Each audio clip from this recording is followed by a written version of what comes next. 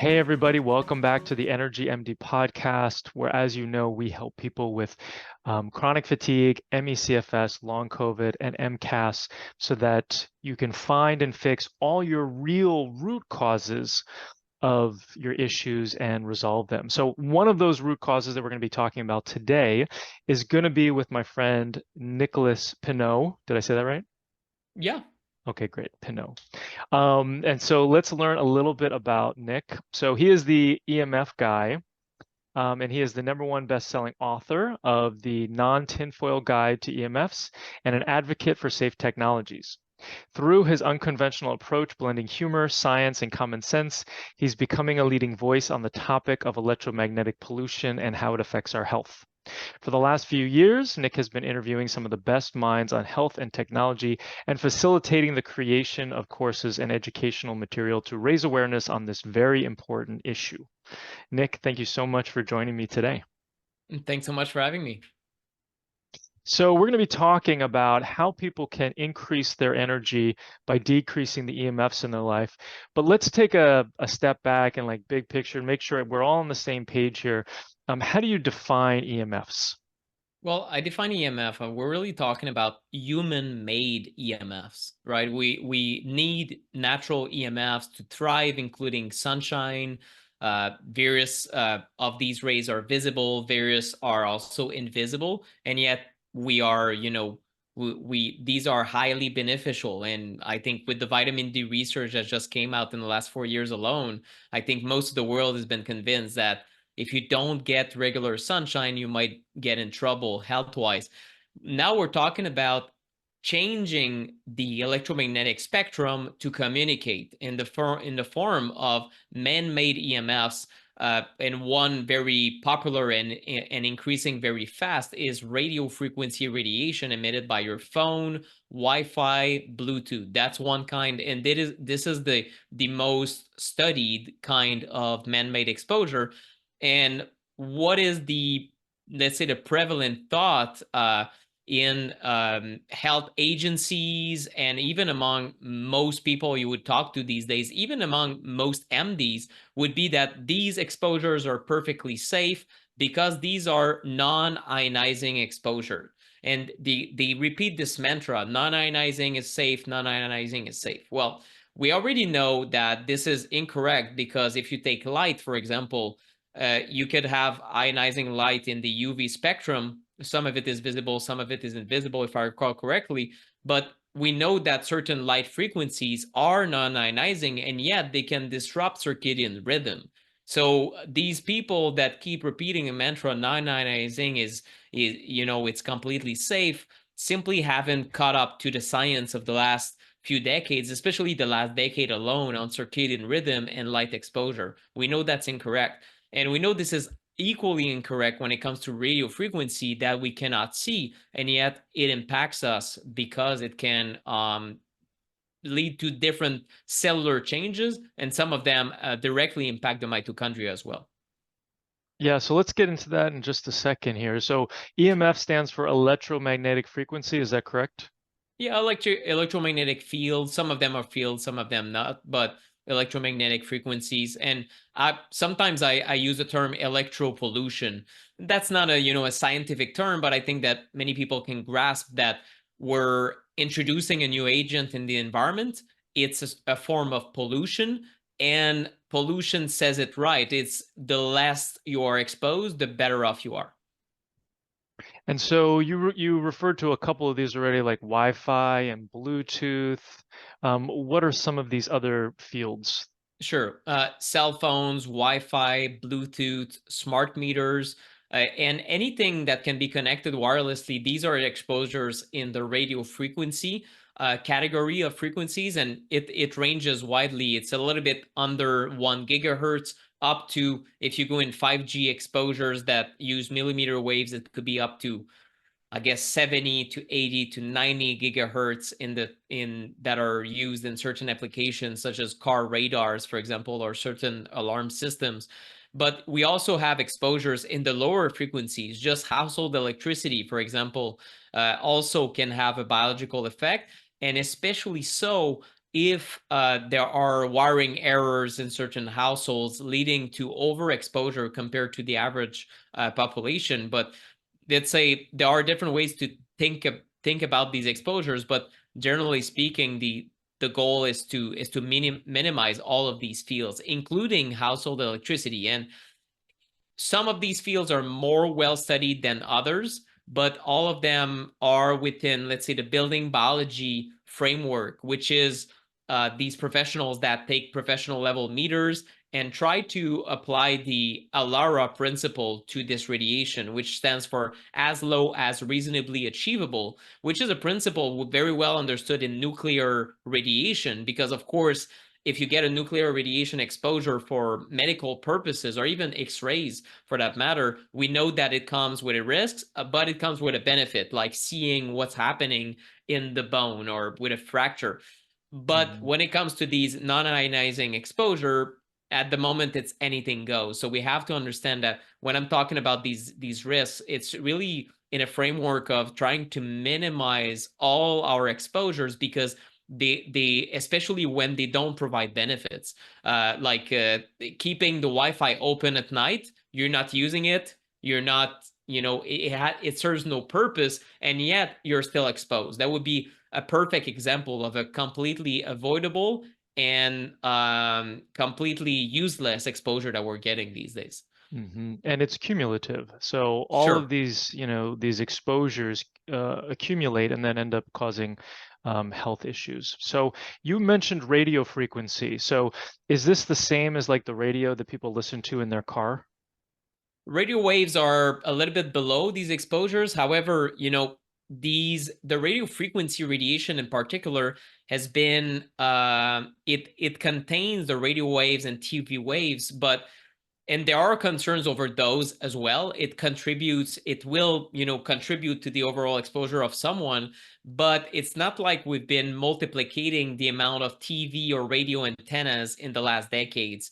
At one point, it peaked, and then, we have enough radio waves to be able to listen to the radio. And now radio is, most people are listening to satellite these days, and podcast. And so it's even a technology that is deprecated. So for that reason, it's not our fastest growing type of exposure. When it comes to radio frequency, though, why is it one that I tend to focus on? Is that, well, Wi-Fi is getting stronger and stronger. For example, Bluetooth, more and more people are using wearables and using Bluetooth in their ear, closer and closer to their body. And then the Bluetooth devices are also increasing in power. At least it is true of the last decade. They increased to power such as some Bluetooth devices you can actually connect to, your earbud at 30 feet plus. And that's not very useful, is it? I mean, as if you need to keep your phone in one room and be at the other side of town and still connect to it. So it's really these rules are so permissive that we're fast increasing our global exposure to radio frequency. And then there's also the cell towers, and I would say that aspect is very concerning, because these are mostly unavoidable exposure, and also exposures that citizens are kind of imposed. You live in one spot, and it just happens to be where they put the new 5G tower, and it turns out that the angle is wrong, and all the signal goes into your bedroom. There's almost nothing you can do about that exposure on a legal standpoint at the moment, and we have good indications that it can lead to a rapid degradation in that person's health. So it's really the increase, and then the increase in proximity and the increase in intensity in this radio frequency band that is the most concerning, at least right now in 2024. Yeah, about 2 years ago, I started having problems sleeping. And I had never had that issue before in my life. I was always a very good sleeper. Even when I had chronic fatigue, I could always sleep. But then all of a sudden I started waking up, and I didn't know whether or not it was from spike protein, whether I had gotten COVID and that was messing with my sleep. But then it turns out that there was also a smart meter that was put on a water unit that was like outside my window. Mhm. And I did cover it up, and we'll get more into, I guess, treatment in a bit, but I did cover up with like a Faraday cage sort of environment, and that seemed to help a little bit. It's still not perfect, but I'll be curious to kind of hear what you have to say about assessment more in a little bit. But I think that that cell tower idea is very interesting. A lot of times people will all of a sudden start to have issues sleeping, and they don't know why. So it's really important to kind of take a look at all of these different potential changes that are happening. In terms of building biologists, do all building biologists um, cover EMFs, or are they able to come in and assess for EMFs properly and make recommendations? Yes, generally all building biologists that are certified will tackle EMFs, and some of them also have the full certification for air quality, mold, and some of them, looking at radon and different types of chemicals inside a home. So oftentimes, all these exposures in different category of environmental toxicities also tend to be cumulative in a sense, where people that can become sensitized to an agent are also sensitized to another agent. And oftentimes it's not just one problem. I had a good talk on my 2024 summit that I think we'll talk about at the end, but with Dr. Neil Nathan. He's becoming a real expert in the field in the treatment of what he calls sensitive patients. He told me, Nick, it's almost impossible to find a patient that is EMF sensitive that isn't also sensitive to at least several foods or other agents in the environment.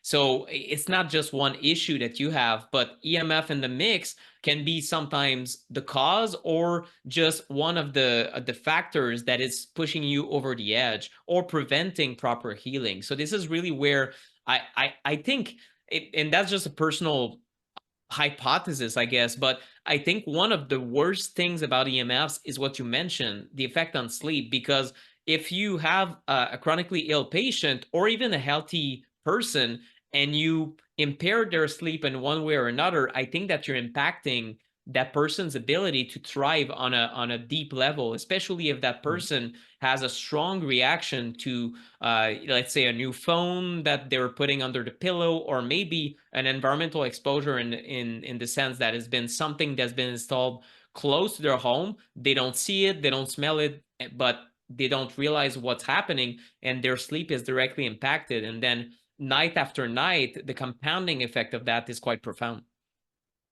Yeah, I couldn't agree more. And I have seen quite a few times where the when we start to remove the accumulation of toxins that are in the body, that people get less sensitive to EMF. So by removing heavy metals and chemicals and molds and infections, all of those things that that total body burden ends up decreasing that reactivity to EMFs. And so that's one of the ways that I have found to treat it. But and then also utilizing some magnesium in order to kind of like block some of the calcium channel blockers, calcium channels that the EMFs are using. What other, I'm kind of jumping right into treatment, but what other treatments, at least, I guess, non-technology treatments or kind of like overview, big picture treatments before we get into some of the technologies that we can use? What are some of the treatments that you see? For sure. Dr. Neil Nathan, for example, told me things that were brand new to me when I first heard them. He really told me that the vagus nerve and then the limbic brain, if you have these two systems that are healed, so by sometimes it's, there are different things that are done to stimulate the vagus nerve and try to tone it, and I might not have the right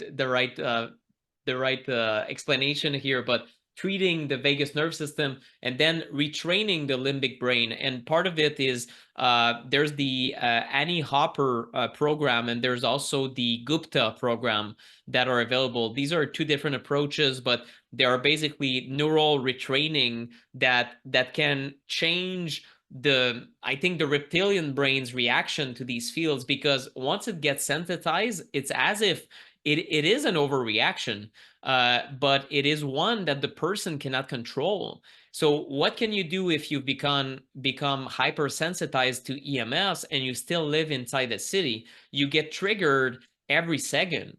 So it becomes, a circle where getting better is almost out of reach for you. And it's very, very difficult if you do not, if you aren't able to calm down the system. So Dr. Neil Nathan also mentioned the importance of treating underlying infections.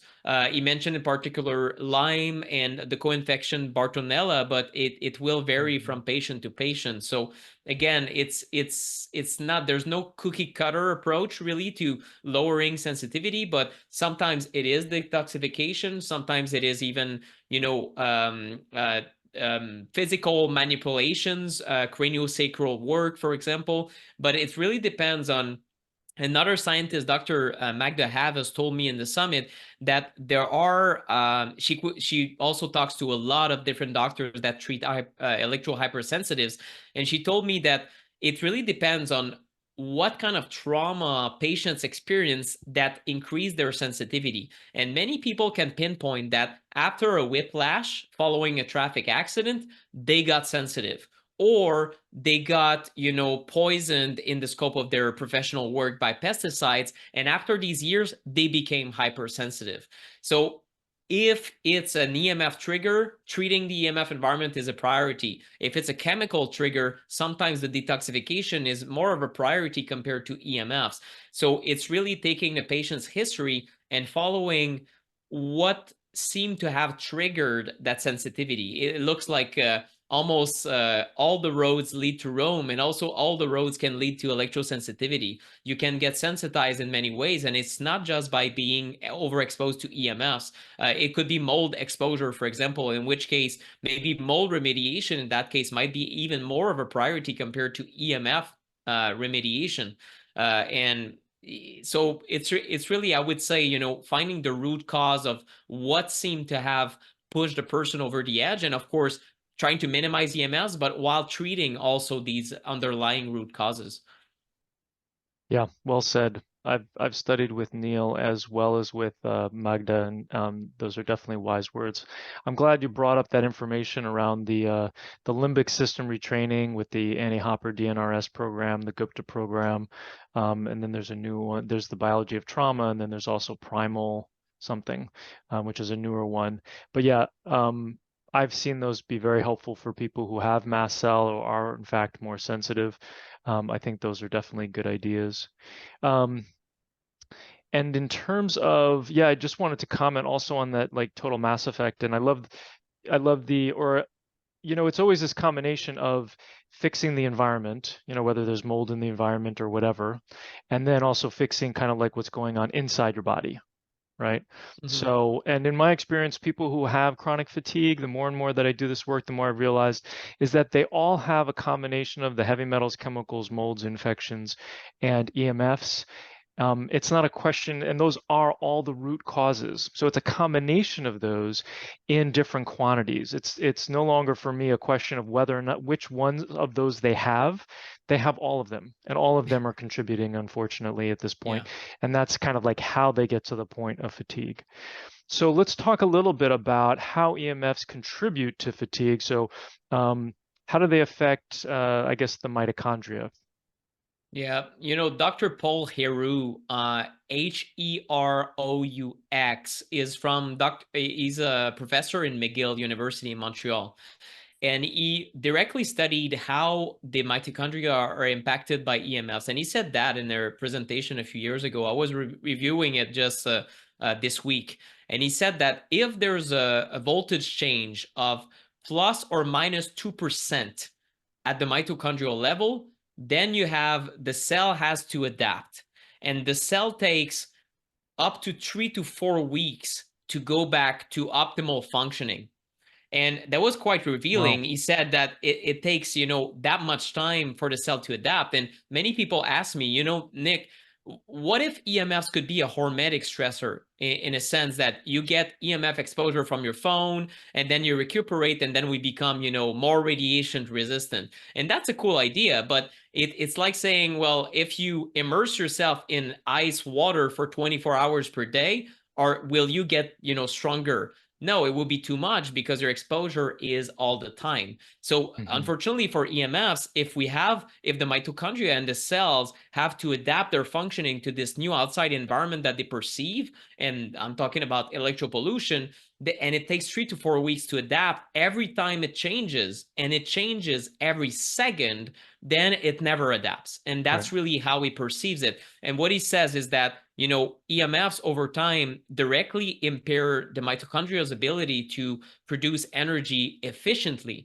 And he said that what happens is that over time, you become less and less efficient and will increase the amount of oxidative stress that you're creating in the process of energy production. So how I perceive it, and I'm, as a non-scientist and not formally educated, I perceive it as the fuel is getting created the same, except now it's running dirty and there's more trash that is produced, more black smoke coming out of your car kind of thing, as the engine is becoming less and less efficient. So, raising mitochondrial energy through different means, including, increasing your resilience over time, seems to make people less sensitive as well.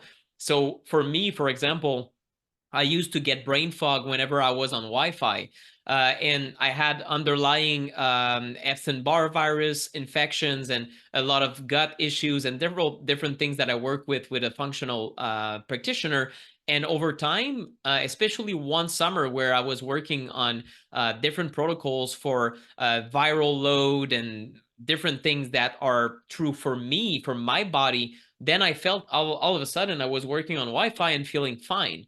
So it's very subjective, but it tends, once you increase your resilience by different strategies that work for you, it looks like now you're able to still produce energy even in the midst of EMFs. And I think that what we need to think about is how resilient are your bioelectrical sensors and your bioelectrical components in your body.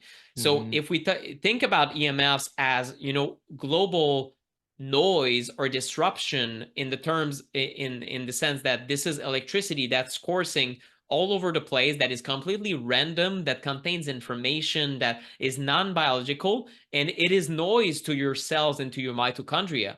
If you have a small resilience to noise, then you easily get disrupted, and maybe your mitochondrial voltage will go up or down of 2%, and then you will see a change in energy production. But if you are very resilient and you've built that tolerance, then maybe you can handle it just fine. And I think a lot of people these days can still handle, to this day, these exposures just fine, except that over time, then maybe, as they reach a different age and as their mitochondrial capacity will go down, or the mitochondrial populations per cell, then eventually they just hit that wall. Yeah. And for those who aren't familiar, mitochondria is found in every cell in the body except for red blood cells, and produces about 70 to 90% of our energy, our ATP. It seems like there's quite a few Canadians who are kind of big into the EMF stuff. We've got you, we've got this Dr. Haro, we've got Magda Havis, right? She's Canadian, right? She is. Yeah, it's wonderful work that you guys are all doing.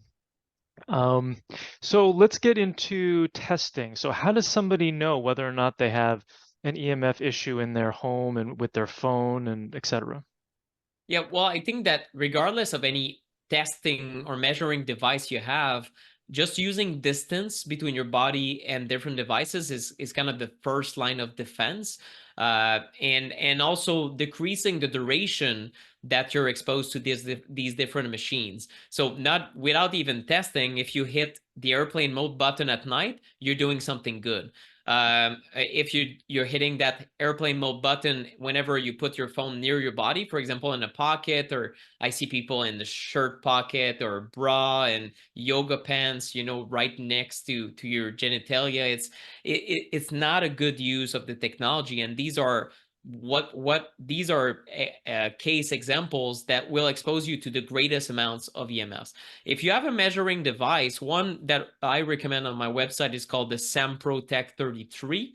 But there are a lot of good devices out there, Trifield, the Cornet, there are different brands. And if you take a device, it's not like these devices will help you quantify your environment because these readings are not very precise. However, they help you figure out what is emitting these EMFs. For example, wireless. I go to a hotel room while I'm on a business trip, and there's this alarm clock right there. And I see the sign Bluetooth. And I take my measuring device and I say, well, I don't want to connect to Bluetooth. I have no intention of using Bluetooth tonight during my sleep, and I don't want to use Bluetooth. And I take the measuring device on wireless and I hear Bluetooth. So it means that this machine is emitting a signal looking for my phone or looking for a phone that it can connect to 24/7.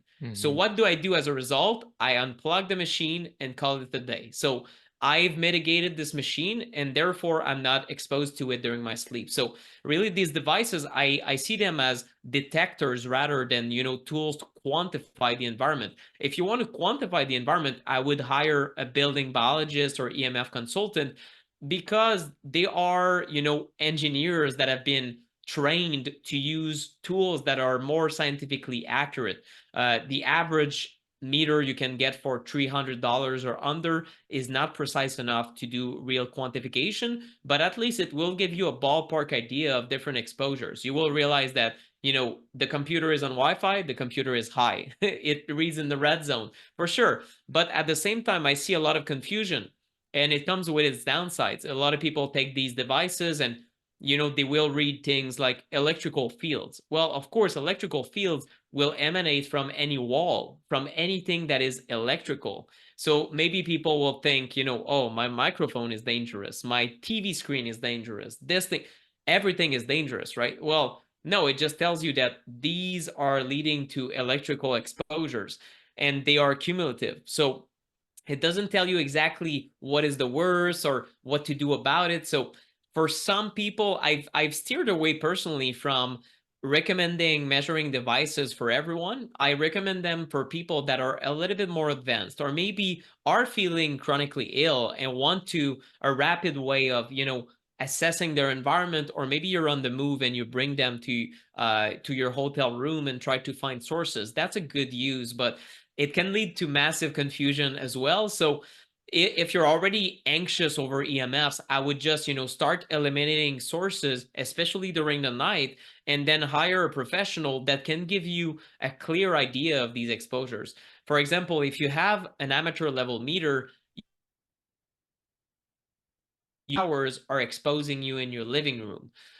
This is a job for a professional meter with a very large antennas. So these are tools that can have a directional reading to them. These amateur level readers would read a general average of the environment, so it wouldn't be a very appropriate tool to read cell towers, for example. Okay. And so, one of the things you mentioned was turning the Wi-Fi off at night. Are there, we do that and we have like a timer where we have things plugged in. Are there other things, computers, TVs, the router? What are the things that you recommend turning off at night?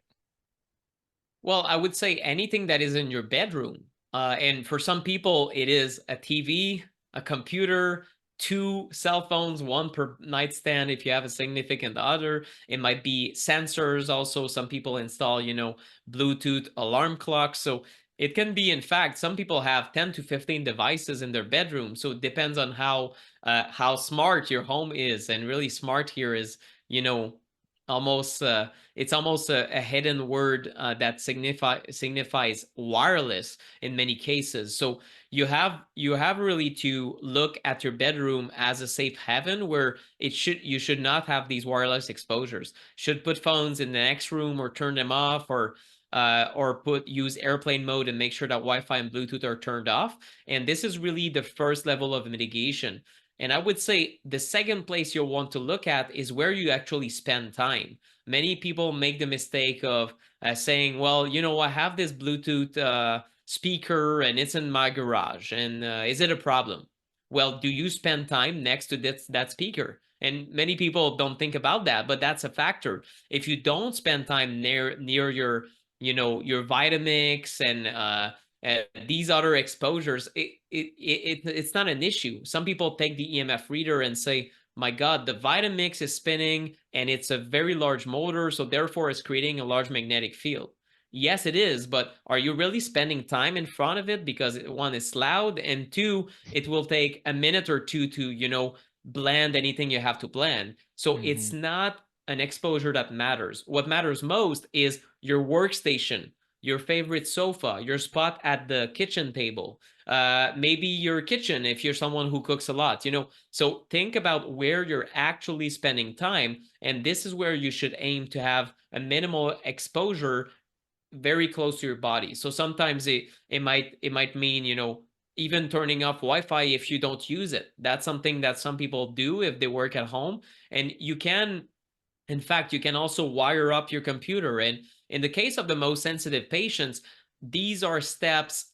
Just merely turning off Wi-Fi, sometimes it's not enough, because some of them cannot live with Wi-Fi in the home. So they can go in the admin settings of the router, turn off Wi-Fi entirely, and then use a cable to connect their different devices. And building biologists can help with that. And you can even hire an IT company to have these Ethernet cables all over the home. I think in the future, we're going to see that more in a lot of homes, or even a new standard that might come on the market is that there will be Ethernet capabilities in each outlet with USB-C. And that's something the industry is moving towards in smart homes. And I think that there's only so many devices that are wireless that you can install before the noise is so high in your environment that even the sensors start malfunctioning. And we see that with Wi-Fi routers, where people are now with facing a hard choice. Their router used to be okay, but now with the increasing noise in cities, they have to upgrade it to a stronger and stronger router, as if all the machines are screaming louder on top of each other. It's just that the noise is becoming overwhelming. So what I recommend people is, if your Wi-Fi is poor, maybe you could upgrade it, but having an Ethernet cable running to your computer is a great way to have stable signal that is EMF free. And you can, of course, if you use a cable to connect your router to your computer, you should also turn off the Wi-Fi on your computer, because it's not something that will be done automatically. Yeah, and it's called hardwiring. And Yes. generally, you can contact your electrician, and they will drop the wire throughout the home. Um, that's all really good advice. The other thing too is also the smart meters. So, one of the things that we didn't realize was that, we had a smart meter by our bedroom, right off of our bedroom, and then we had another smart meter that was right off of where we sit to watch TV. Right. So it's important, I think, for people to assess those as well. The interesting thing about Bluetooth and exposures too, as you're talking about kind of this volume of screaming, is that we're getting more and more forced into utilizing some of these things. Like Yeah. phones are now, so many of them come without a 3.5 millimeter jack. Right. So, in making sure that you're using wired um, ways and hopefully using some EMF. Do you think those EMF headsets actually work? Some of them are air tubes Hmm. headsets that don't, conduct electricity up to the ear. Um, I've heard some hypersensitive people tell me that yes, it makes them less sensitive, but I think it's not a priority purchasing those. If you have something wired, you're doing great. If you want to use the air tubes, I think that's probably an upgrade over the regular ones. But there's something else you can use, is called the HARD from Shield Your Body, and it's basically something you put inside your audio jack, and then you will put your headphones in that a little gizmo. It's hard to explain, but it's a filter. So it will filter any emissions that would go up the wire, and it's an alternative that permits you to still use your wired headphones that are of higher quality compared to air tubes. I found with air tubes Hmm. that they tend to be poorly fitting in my ear, and that's just a personal thing. But also the sound is of very low quality, generally so. So Mhm. for people that like to listen to music or do other activities with their headphones, it's not really a good replacement. So I'd say avoid Bluetooth at all costs in your ear. To me, it's just, the data we have on EMFs being dangerous because they might increase your risk of brain tumor is very concerning.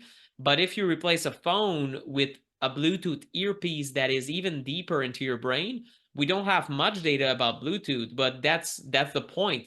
The point is, okay, well, let's wait for Bluetooth data in 40 years, and then we're gonna say, oh, yeah, it turns out it was equally bad.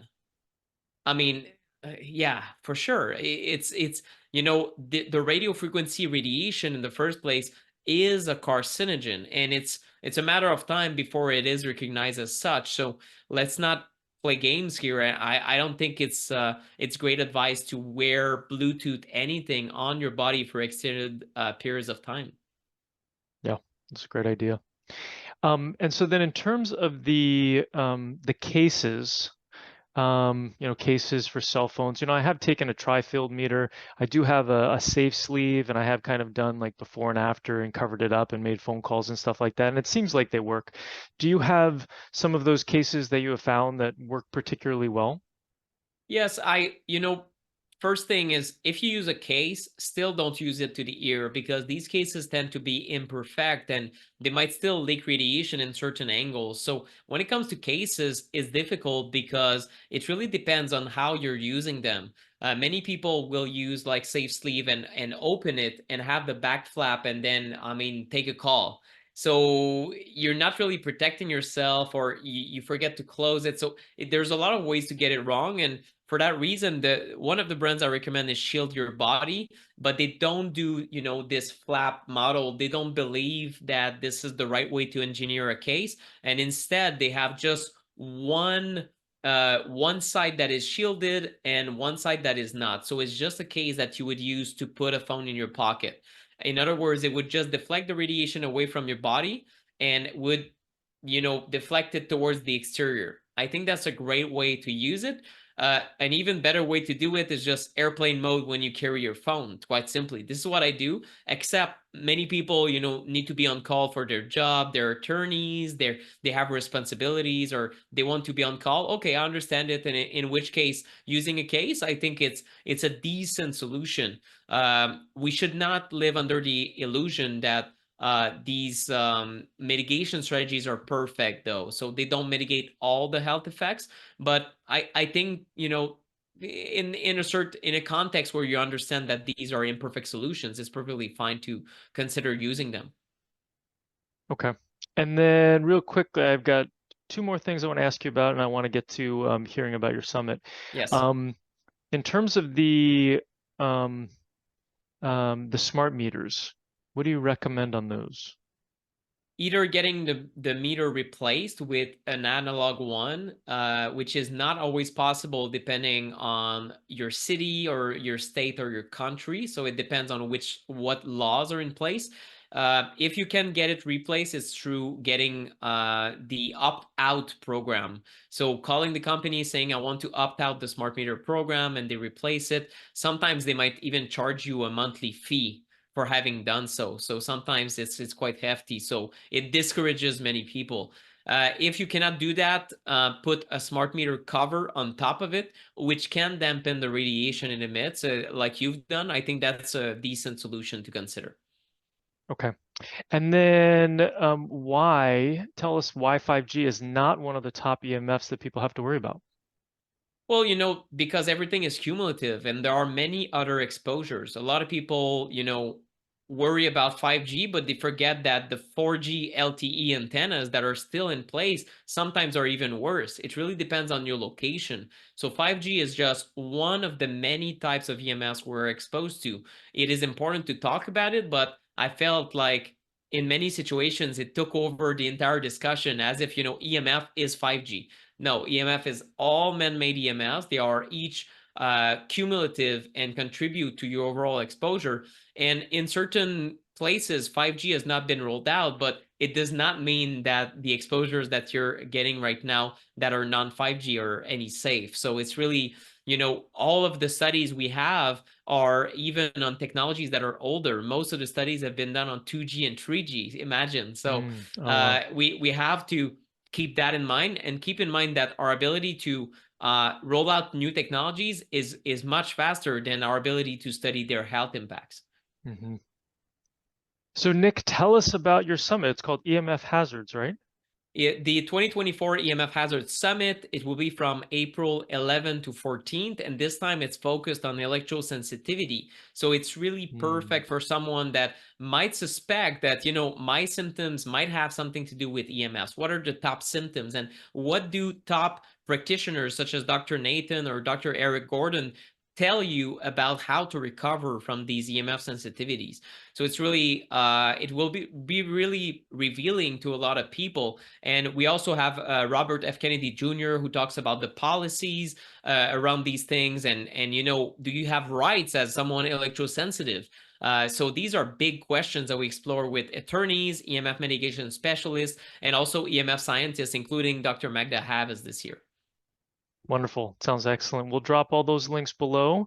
I highly encourage people to go check it out. Thank you Nick, so much. thank you. Thanks so much for coming on today. I really appreciate all this. The work that you're doing in the world is really, really, really important. So thanks for sharing your knowledge with us today. Thank you so much. I hope we provided a lot of value. Thank you. Absolutely. So if you have chronic fatigue, long COVID, or mast cell activation syndrome, and you're looking for help, check us out at energymdmethod.com. We have a program for almost every single budget, and we're here to help. I hope you learned something on today's podcast. If you did, please share it with your friends and family and leave us a 5-star review on iTunes. It's really helpful for getting this information out to more people who desperately need it. Sharing all the experts I know and love and the powerful tips I have is one of my absolute favorite things to do. Thanks for being part of my community. Just a reminder, this podcast is for educational purposes only and is not a substitute for professional care by a doctor or other qualified medical professional. It is provided with the understanding that it does not constitute medical or other professional advice or services. Thanks for listening, and have an amazing day.